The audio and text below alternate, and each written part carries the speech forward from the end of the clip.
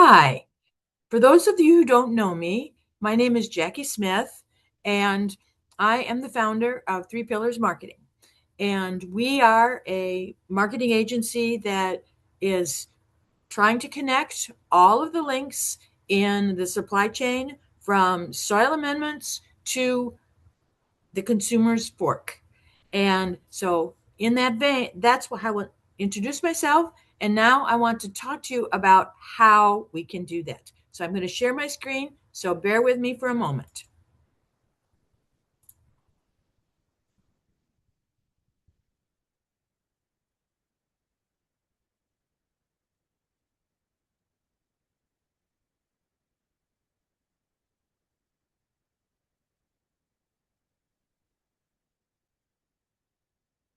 It always takes a moment, doesn't it?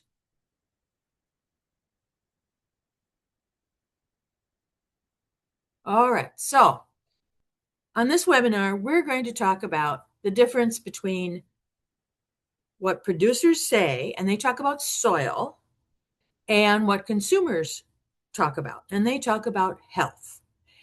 And in order to grow your Regen brand, you have to really speak consumer language. So let's talk about what that means. So today we're going to talk about consumer-centric messaging and how and where to use it. So to set the stage, let's just see who you are talking to. You're talking to this mom, and she's probably got a couple kids. 80% of consumers live in urban areas. That means they don't really have a connection with soil except for like right here. And the vast majority of food buyers are moms between the ages of 28 and 45. So that is your market. So every time you're thinking about how am I going to talk, you have to think about what are the problems this busy mom who lives in urban area, who has some kids and wants to feed them healthy and has to have food that they eat. What are her problems? And you want to solve them with your messaging. So let's look at some of the messaging we use. And we say how we farm and what we produce and things like that. But what you want to do is show her how you make her life better. And that simple shift speeds up adoption.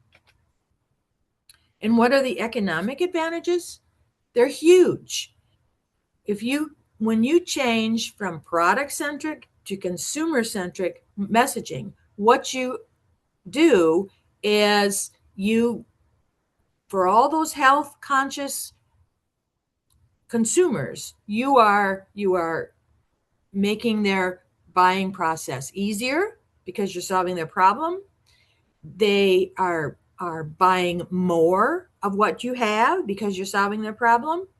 They're paying, not only buying more, they're paying more for your product. And they will continue to buy because you are solving their problem. This has huge ramifications for your bottom line. So let's look at what we say versus what will actually get their attention, get that woman's attention. We say we use regenerative practices. She doesn't know what that means. We don't even agree in the industry what that means.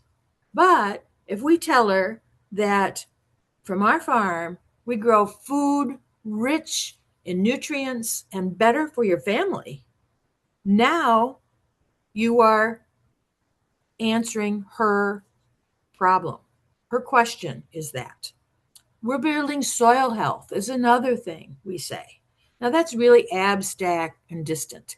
You know, an urban mom with kids, her relationship with soil is she goes to the park and they play on the playground and she sees the dude walking his dog and she just hopes that he picks up after his mutt So her kids don't slide in that.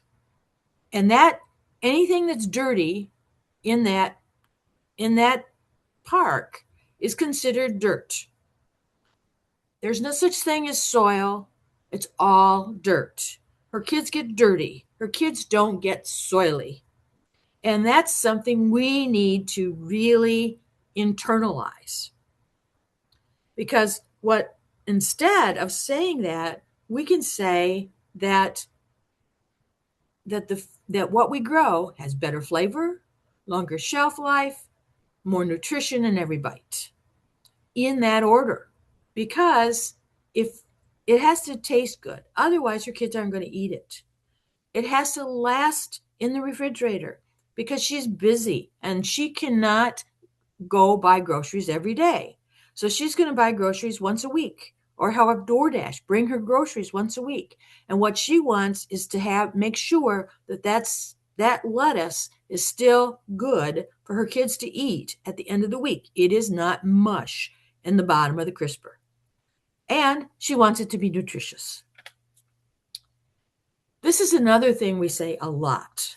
We're sequestering carbon.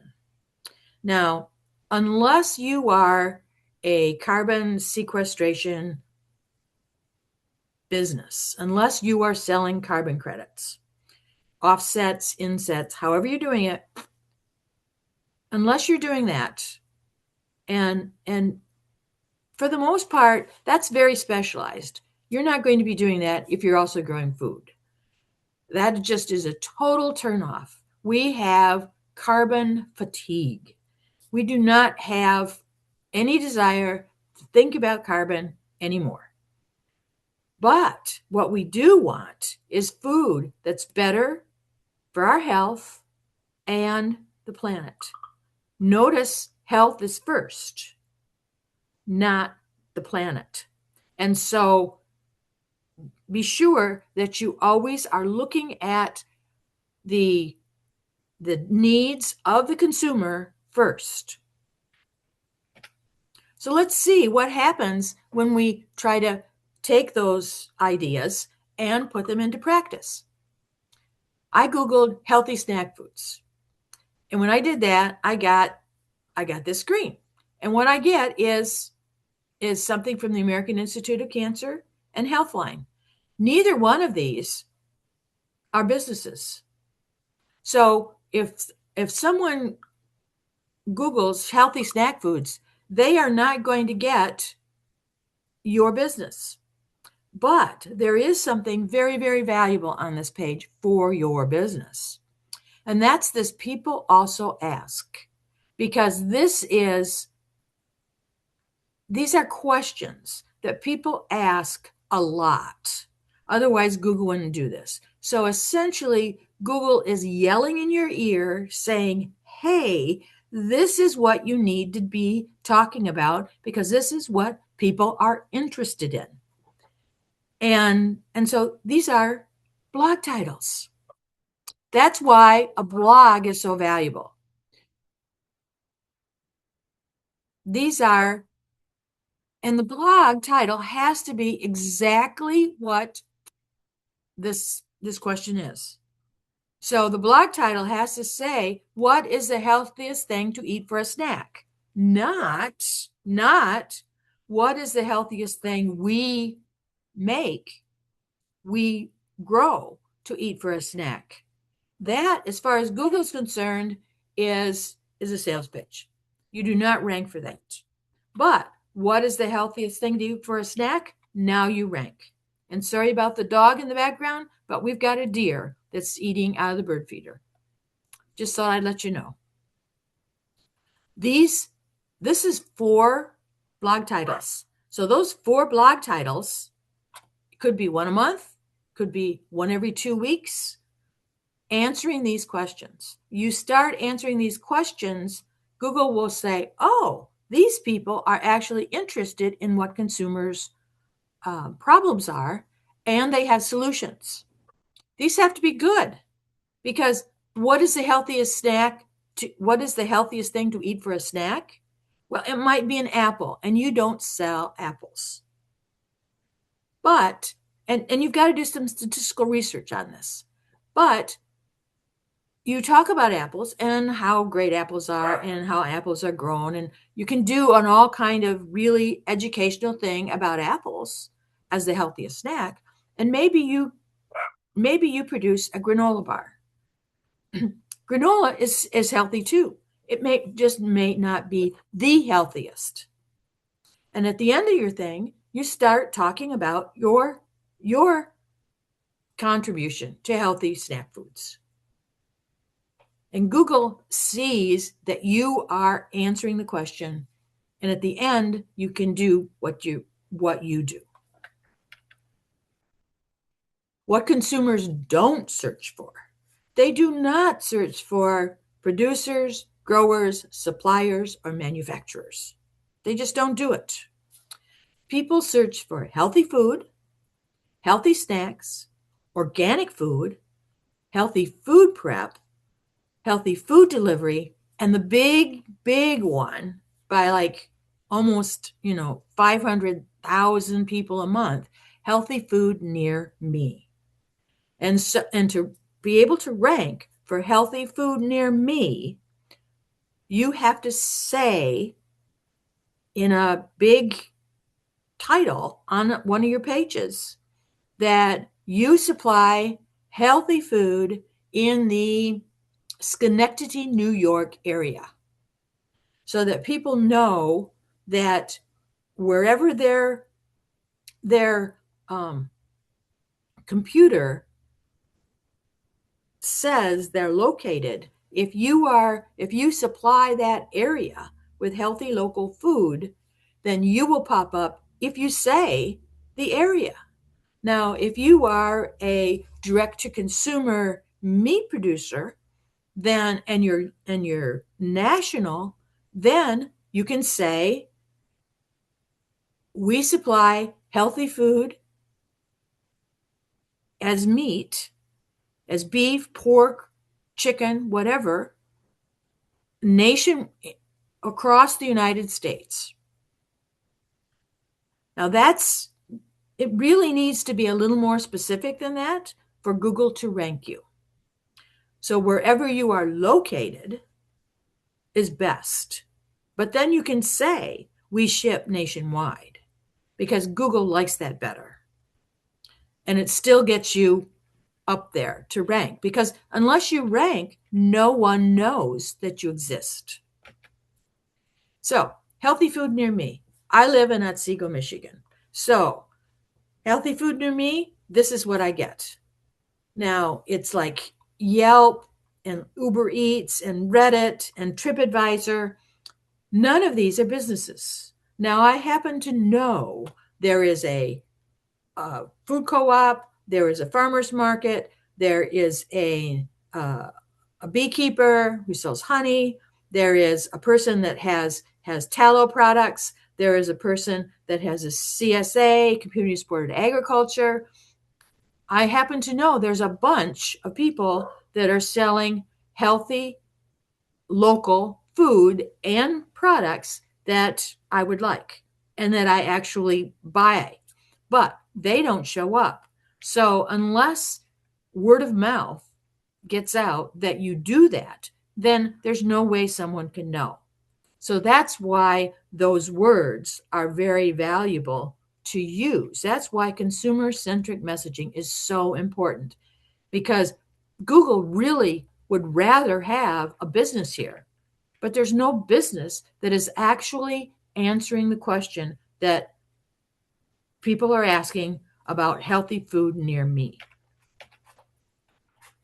Healthy food is a much broader topic, and healthy food is not an intent that to buy. Healthy food near me is an intent to buy. So healthy food just means I'm interested in healthy food. And let me check this out. But it doesn't actually mean anything big. So you're going to get a lot of USDA and government and all kinds of FDA stuff about healthy food, which is really good for you to have content for your blog, because then you can reference the information from these high quality sources. Google says high quality sources for your information. And so that gives you authority because you are using authoritative sources for your content. You're not just saying it. So let's look at healthy snacks. Now, healthy snack foods and healthy snacks are two different things. So those are two different searches. Healthy snacks near me is like a really good source if you're doing granola. But healthy snacks is also like healthy foods. This is let's look what's out there. And so you're going to get a lot of third party. You're going to get Healthline. You actually get, on this day, you got Delish, which actually has recipes on how to make healthy snacks, but you also get some more ideas of what to write about. People also ask, is the most valuable piece of information you can get off of the internet almost all the time, and no one uses it. So this is like a gold mine. Now, there are a lot of nonprofits and even for-profits that are mapping or listing or making in some way local healthy food options available to consumers. The problem is most of them can't be found by consumers because they also are not using consumer-centric messaging. But here's how you can get around that. This one, the USDA one, is like totally not user friendly. Oh, it's awful. But this Regenerative Farm Map and this from Organic Consumers Association and the other one from My Health Forward, these are awesome maps. There are a lot of maps out there that are geographically specific. So if you're in the Chesapeake Bay area or Traverse City, Michigan, or Portland, Oregon, there may be someone mapping your area. And so you want to do some research and find out if they are. Because if they are, you want to be on their map. And the way that you're going to make these maps show up to people, and people will think you are wonderful when you do that, is that you talk about them on your blog. You use consumer-centric messaging to solve the problem of food near you. And you say, oh, and by the way, there are maps that show other kinds of things that I don't offer that would be of value to you, either in this area, and here's the map for that, or nationwide, so that you can tell your friend, if you live in Traverse City, you can tell your friend in Atlanta where they can find the map that they can blow up to figure out where they can find local food. I don't have any relationship with these. They just happen to be the best that I have found so far. And this is what they look like. This is My Health Forward, the map of all of the things that they are listing for healthy food. And it's all the way from meat to flowers and everything in between. Honey, eggs, vegetables, fruit, coffee. There are places in the United States that we grow coffee, like Hawaii, and citrus, all of these things. And you can see that this is just humongous amount of local healthy food. This also includes farmers markets, restaurants that source locally. It has all those things too. But for you, if you're going to say that My Health Forward has this great map, be sure you are on the map. And that means that you put your business, he has a form that you put your business on that form, and he reviews your business to make sure you're legitimate, and then he'll put you on the map. I don't know his rules. I've just looked at the form. So do your due diligence and make sure this is where you want to be on. But if you're an organic farmer and you want to be on the Organic Consumers Association list, this is also a great list. This is nationwide. They have got theirs embedded, so I can't make a copy of it to show you on this slide, but that's another really good one. And the local ones are awesome. The other ones are really great if you have friends across the United States. Now, why would you want to be on this map? It looks pretty crowded. But when you you zoom it out, I mean, you can zoom this out by state, by county, by city, so that you can see what is really in your city. And then it might be within walking distance and you never knew it existed. That's how valuable this can be. And that's how valuable that can be to you, to a consumer also. So it behooves both of you to start looking at this and connecting with each other. Why? Because if you are clear in your messaging and you are really relevant to that woman, that mom who's 28 to 45 or so with a couple kids who lives in town, if you answer her question clearly, there's proof across all the sectors, like direct to consumer, CPGs, and all the service brands, that you can boost conversions like 20 to 80% just if you show you have value and your message is relevant across all channels. That means it has to be good on your website and it has to be good on social media. Now, social media, just because you're saying what we grow tastes good and has great shelf life and is nutritious on your website, doesn't mean then you switch your messaging on social media and say, we sequester carbon. It has to be congruent across all channels.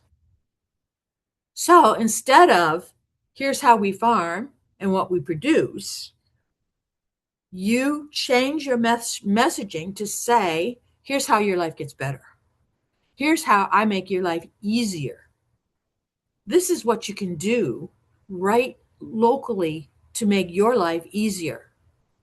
This kind of messaging solves that problem, solves the problem of that mom with her couple kids who she's got a picky eater. She wants food that tastes good. Food that's more nutritious usually tastes better. It's not blah. And it lasts longer because it's got more nutrients in it. And it's got more nutrition for us and for her kids. And that simple shift speeds up adoption and it increases your ROI. So that's really valuable. So I thank you for being part of the shift. And our mission at 3 Pillars Marketing is to make regenerative easy to understand, easy to choose, and easy to support, because we want to make regenerative living mainstream. So thank you, and we'll see you in the next one.